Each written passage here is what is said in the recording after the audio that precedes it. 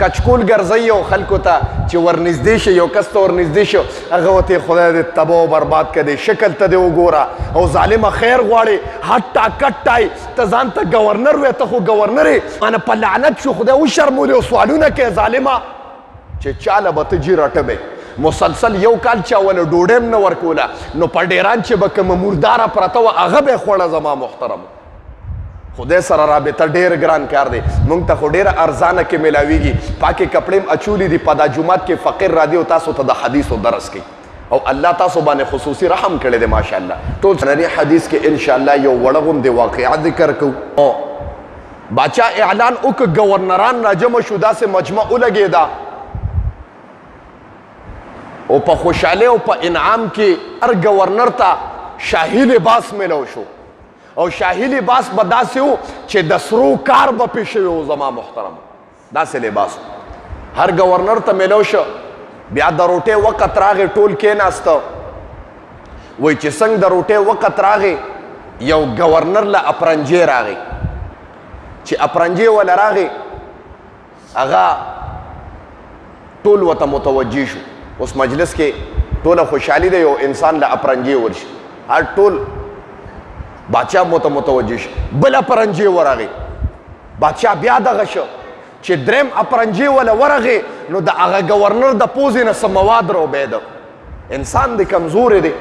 انسان خو په خپل اختیار کې قرآن کې الله وی خلق الانسان ضعیفا انسان ما ډیر کمزوری پیدا کړی دی ډیر کمزوری مونږ ځان ته ګوره تکړه ونه وایو مونږ ډېر کمزوري یو زم چې بیمار شي او په کټ په بستره باندې پرېوځي چې انسان روغي وایي ګنې دا اسمان ما ودرولی دی خو چې بیمار شي بیا ورته پته ولګېږي ګورنر چې د پوزې نه مواد راوبهده نو هغه شاهي لباس چې کوم و داسې راواغېشته او پوزه یې پې پاکه کړه چې پوزه یې پې پاکه کړه بادشاه ډېر غصه شو ظالمه دا خو د سرو کار پې شوی دی تا خو زما د تحفې بېعزتي وکړه د خلکو مخ کې ذلیل او رسوا کو بېعزته یې کو چې بېعزته یې کو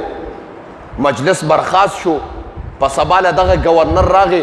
باچا ته وی جی ګورنر راغلی دی پرون چې تا بېعزته کړی دی چې راغی وایي باچا صاحب یو خبره کوم دا راته ووایه دا اپرنجې چې انسان له راځي نو دا د انسان په اختیار کې دی که د خدای په اختیار کې دی نو باچا ورته یې پرېږده دا خبرې شابه ځه هغه ته بله خبره کوم بادشاه مانه چې کوم غیر اختیاري کارو شو چې زما په اختیار کې نو دا کومه سزا چې دې راکړه د خلکو مخکې دې ذلیله کړم آیا دا سزا دلته پکار وه که نه په پټه پویول پکار و بادشاه ورته وایي ستا دې خبرو نه ماله د بدلې بوی راځي بدله اخلې څه هغه ورته بادشاه بدله نه اخلم وایي روک شه ځه هغه ورته بادشاه وی زمانه لږه غلطي وشوه یو تحفه دې راکړې وه نو د خلکو مخکې دې ذلیله کړم او ما ته چې رب کم تاج د انسانیت په سر کړی دی قسم دې ټول عمر مې رب خفه کړی دی لیکن رب چاته داسې شرمولی نیم هسې نه چې د قیامت په ورځ مې الله د ټول محشر کې وشرموي د هغه ذلت نه ماله یره پکار ده شاهي لباس یې ورته وغورځو وي نه مې د پکار بادشاهي ټول شوق سره سبحان الله لباس بادشاهي وغورځو اوس بزرګي میلاویږي تاسو ته ویم چې بزرګي هم څنګه میلاویږي دې خبرې ته هم توجه کوئ انشاءالله علم کې به اضافه راشي شاهي لباس یې وغورځو په تکل کې راووته زه خبره ډېره اوږده ده مختصر کوم یې بجلي هم لاړم وایي چې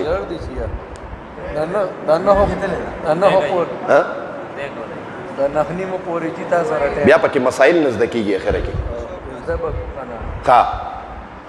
بس دغه سړی دی چې په تکل کې ووته ما خو له دسته کې بزرګۍ ته شی راته وښوده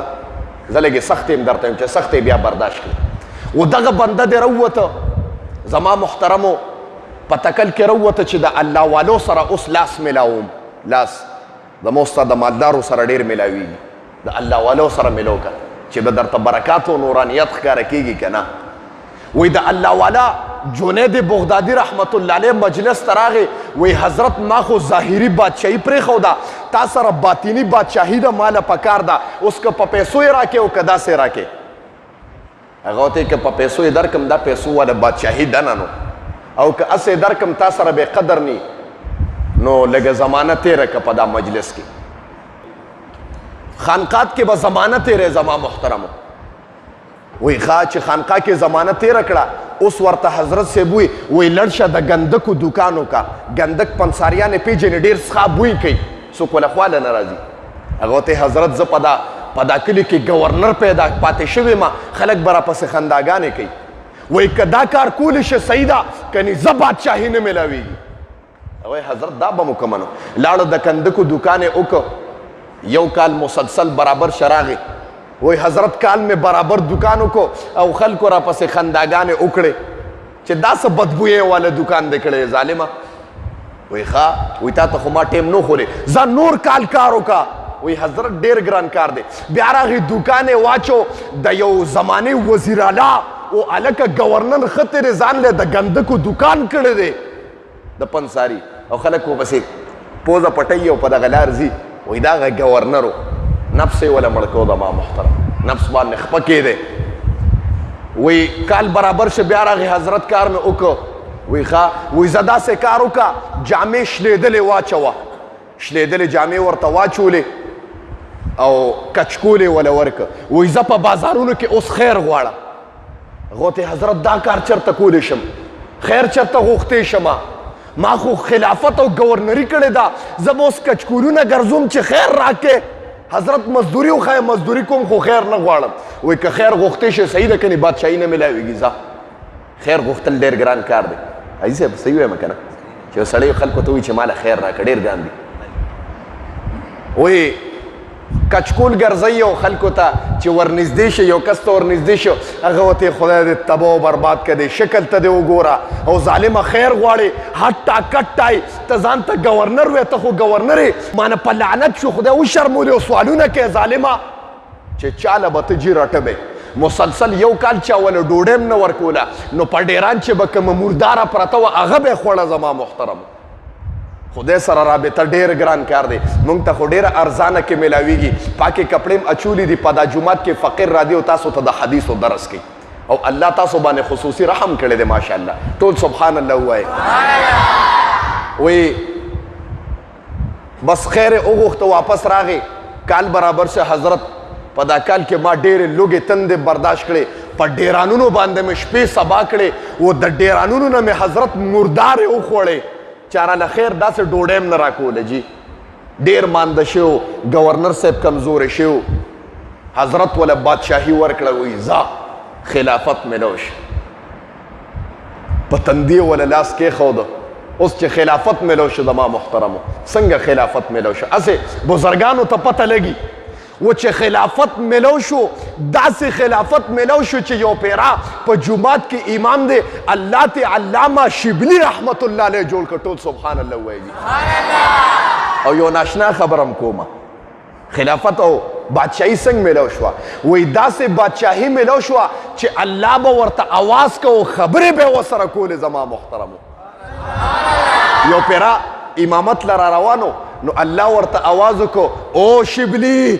امامت لروانه وی رب تا ته پته ده چې امامت لروانم خلکو ته منځونه کوم نو الله ورته وفرمایل شبلی که ستا عیبونه مې خلکو ته ښکاره کړه والله که یو قسم در پسې منځ وکړي نو دا شبلی ورته جواب کې څه وی خدایه ته زما عیبونه ښکاره که وی الله که ستا رحم مې خلکو ته ښکاره کړه ستا په ذات مې د قسم که یو قسم ستا عبادت وکړي دا ورته شبلی ووی نو الله ورته جواب کې څه وی شبلی ته په ما پرده واچوه زه په تا پرده واچوم ټول سبحان الله وایي یا داسې بادشاهي میلو شوه چې الله به ورسره کلام کو الله ورته وی شبلی ته په ما رب باندې پرده واچوه زه په تا پرده واچوم ووی ما هلکه دنیایي زندگی سفر والا زندگی ده ما ته مسافرین یو دنیا نه تګ دی جي دنیا نه روانګي ده قسم دی د دنیا لذات ټول عارضي دي نبی علیه السلام وفرمایل چې السفر قطعة من العذاب سفر د عذاب یو ټوکړه ده